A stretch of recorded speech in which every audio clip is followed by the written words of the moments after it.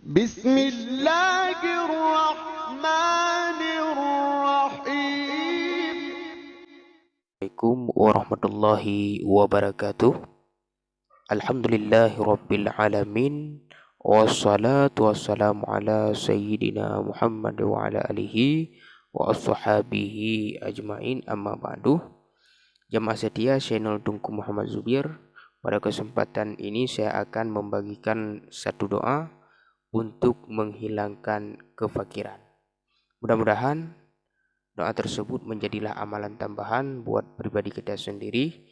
Dan sebelum saya memasuki dalam pembahasan pokok, maka jangan lupa untuk mendukung channel kami dengan cara menekan tombol subscribe dan like.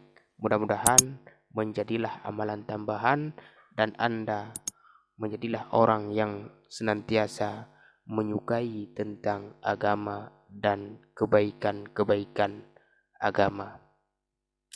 Hadirin kaum muslimin sedang jamaah yang berbahagia, dalam suatu riwayat telah dikatakan bahwa ada seorang laki-laki datang menghampiri Rasulullah Shallallahu Alaihi Wasallam dan berkata, "Ya Rasulullah, aku adalah orang yang paling melarat dalam hidupku." Rasulullah Shallallahu Alaihi Wasallam menjawab, "Bacalah tasbih dan istighfar sebanyak 100 kali sesudah sholat subuh, maka Allah akan mengabulkan apa yang engkau hajatkan," kata Rasul.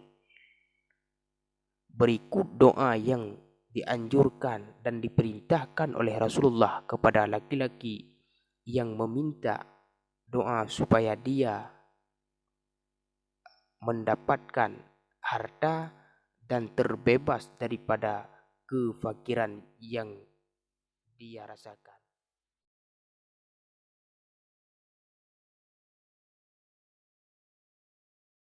Subhanallahil azim, astaghfirullah. Saya ulang sekali lagi. Subhanallahil azim, astaghfirullah. Artinya, Maha Suci Allah, Zat yang Maha Agung, aku memohon ampun kepada Allah. Semoga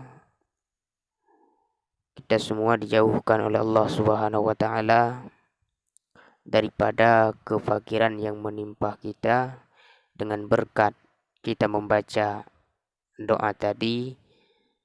Mudah-mudahan menjadi manfaat bagi kita bersama. Saya akhiri dengan wabillahi taufiq wal hidayah.